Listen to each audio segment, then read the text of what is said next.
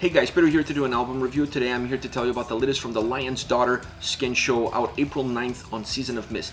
This album has 10 tracks, 42 minutes in length, and this is the band's 4th full-length studio album. They are a synth-driven blackened horror metal band. At least that's how I describe them on this record and the previous album. The first two records were more sludgier, so a complete departure from where they started to where they are now. Once you get into the structure of this album, the record feels like Black Mirror, the TV series. What I mean by that is that it has two different looks, two different feels. Each song works as an individual track. It doesn't need the song that came before, and it doesn't need the song that comes after in order for those tracks to be dynamic, to be fluid, to be engaging. You're able to process, you're able to digest the track that you're in before you get into the next one.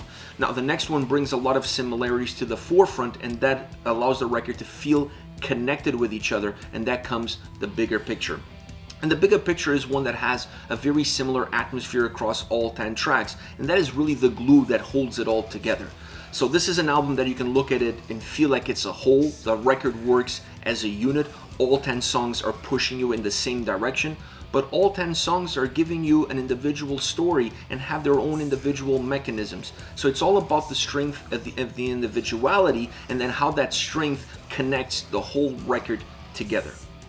Once you get into the soundscape, you'll realize that this album is synth driven. The synths are definitely the drivers of this record. They push the direction of the album, they push the tempos, they push the atmosphere, the melodies, and they dictate exactly where this record is going to go as a whole and as the individual songs come to the forefront. So there's no way of escaping that. That is the main force that this album has, and it is the main presence that you can really digest and take away from the overall soundscape that this record has in store for the listener. There's other elements at play like guitars, drums, and bass. But the guitars, for example, feel a little bit more secondary on this record. They feel like they're sitting on the passenger seat. They add melody, they add sound that's important for the overall atmosphere of the songs, for the overall emotional drive that the tracks have, but you never really feel like they're pushing themselves into the forefront and dictating exactly the tempo or the direction of the song. They're there, but they're there as an element, as a layer of sound, not necessarily the key component that pushes the album and that becomes the igniter of the strength of the record. Then you have the drums and bass. They work very well together, and they've worked very well together in order to create a strong foundation for this record.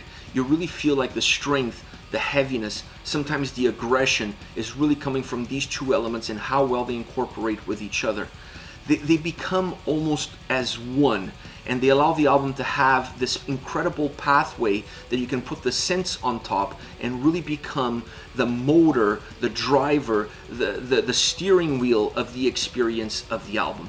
I don't think the synthesizers would work in terms of being the driving force and having as much of a role as they do if the drums and bass didn't create the foundation and didn't create the pillars of this album. So you cannot have one without the other, because otherwise it would fall absolutely flat. The album would feel very light, it would feel very stripped, and it wouldn't have the depth that it needs in order to survive. And that depth, without a shadow of a doubt, comes from the drums and bass and how they work in parallel and sometimes in unison with each other.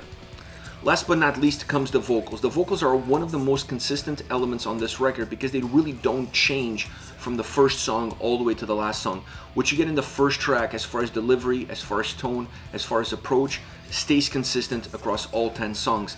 They're the output of the aggression, they're the output of the anger, and they create a different dynamic from song to song, not because of how they change, not because of the delivery, not because of the tone, like I said, but more on how they interact with the role that the synthesizers are playing.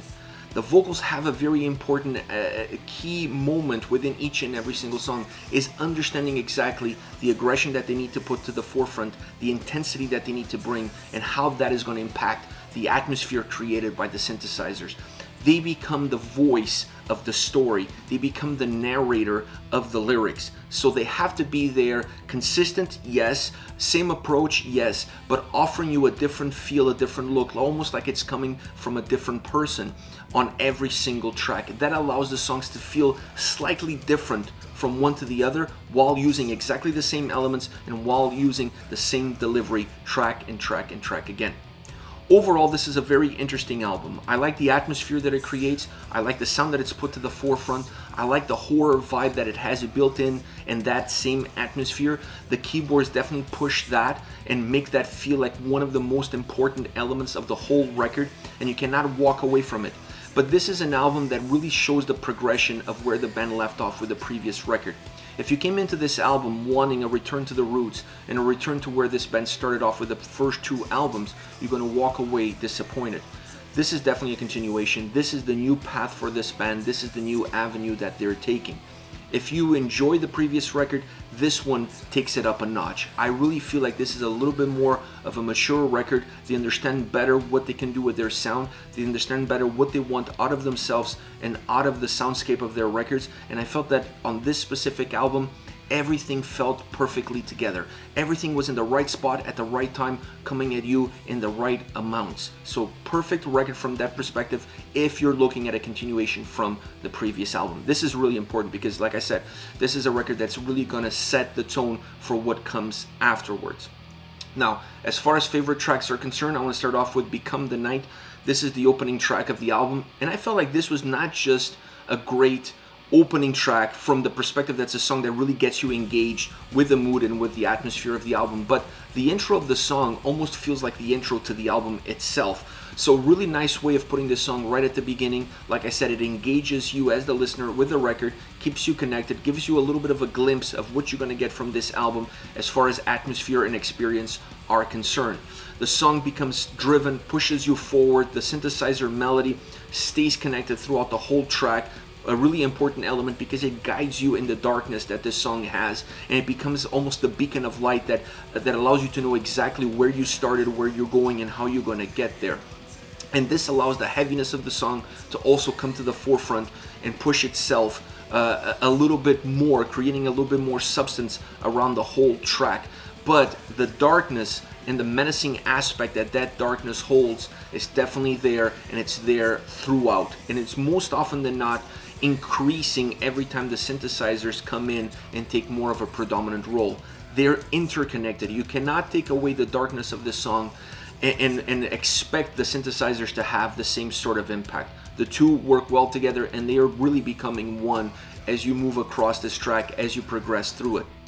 Next, Curtains. This is my favorite song on the album, perhaps the one that has a little bit more bite, that has a little bit more substance, and the one that has 2 different looks and 2 different paths. It's heavy, it's penetrating all around, and it alternates this somber, subdued presence, almost dark, feeling like there's something around the corner, with the more aggression, the more intensity, and the more in-your-face approach that you're gonna get in the chorus. So it's a very Jekyll and Hyde track. It doesn't smooth its way from one to the other. It's abrupt in nature. You go from feeling like you're under the blanket to being absolutely exposed to the world. That's the kind of emotion, the kind of roller coaster ride that you're gonna get with Curtains. Last but not least, All Hell Is Mine. Great bass sound on this track. I really love what the bass did on this song. I love the presence. I love the atmosphere that it creates. The guitar feedback pushes a different rugged approach out of the guitars. It gives you more of a rugged edge, a rough edge, if you will, to how the song is processed and how the song comes across, becoming a little bit more industrial in nature. Almost a little bit 9 Inch Nails vibe. As you move along, you start to feel more and more like you're getting more into an industrial soundtrack or industrial soundscape with how this song is constructed, with how the song is put together, and then obviously how it's delivered to the audience. But I love how it feels. It has a lot of thickness, it has a lot of different layers, it has a lot of different moving parts, a lot of different moving pieces, but they all seem to be very well interconnected, and the soundscape that they create is one that just really grinds you. You just feel like you're being absolutely put through the blender with this song and how you perceive it. And the sound that it has does it. And the guitars, the ruggedness of the guitars is one of the elements that really makes it feel a little bit more noticeable. This is it. The Lion's Daughter Skin Show, out April 9th on Season of Mist. Let me know your thoughts on the band, on the singles. Use the comment section below. I'll be reading those and getting back to you. Take care, guys.